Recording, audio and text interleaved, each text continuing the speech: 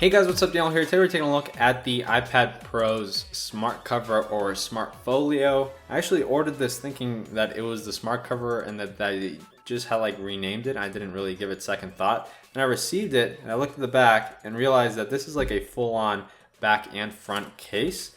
It retails for like $80 and it's pretty expensive, but here we'll check out why. Why? I mean, it's because it's an Apple product, of course, but it's also because, you know, it's like a two-piece case. So it uses magnets that the iPad has like all over the place now. And you can just basically put this guy on there and it latches on. And then you got the front and the back covered. So you can see it right there. You, of course, have access to your Apple Pencil here. So you can dock it and use it and remove it. And access to the speakers so you can still hear the music and everything. And it's a really perfectly made case. I had issues with previous years where the smart cover on the iPads were coming out too much on the sides. This is coming out a little bit, so it's not like right on the edge of the iPad, but that little bit is nice because if you were to drop it on the side, it would offer a tiny bit of protection, or maybe if you slid it on the table, you wouldn't be sliding against the aluminum. So that's something to keep in mind. That's why it comes out a little bit. And of course, also so you can lift the flap easily without having to dig your fingernail or anything. You can see it there. Of course, if you want to just remove it, it removes. And let me see if it actually can hang on. Ooh. So, yeah, those magnets are strong enough. So, I mean, I don't think that if you were to open it and let it go here, I don't want to do it. But if you were to let it go, I'm pretty sure the force would fling it out that direction. It would fall out. So, yeah, it's definitely not a safe case, but it's definitely for people that like a minimal case and who used to love the smart cover.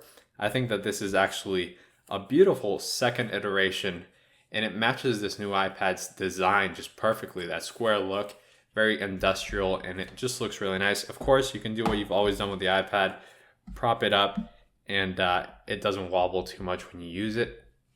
I mean, there's some wobble, but I mean, if you're using it nicely and softly, there's really not that much wobble there. And yeah, you can see it there. Let's see if Face ID recognizes me from all that far away. No, it's not doing it.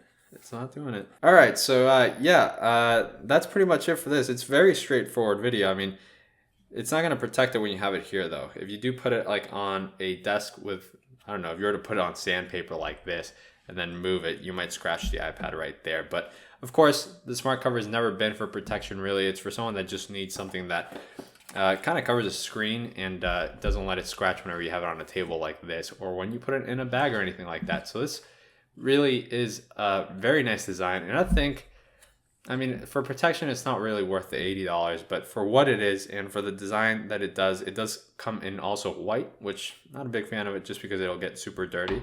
But yeah, for what it is, I think if you're buying this, you know, $1,000 plus iPad, this case is kind of worth it. It's just a nice design and it matches everything nicely without making it bulky. I think this is probably going to just kind of be the way to go if you're going to get one of these. Of course, if you're going to get that keyboard, you're not going to need this because it kind of serves the same purpose, and we'll take a look at that in the next video.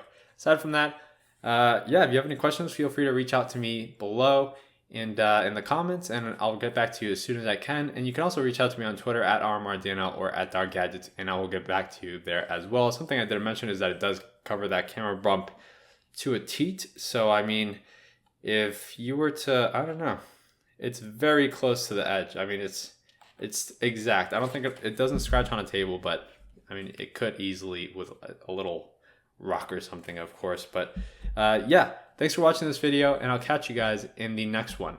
Goodbye.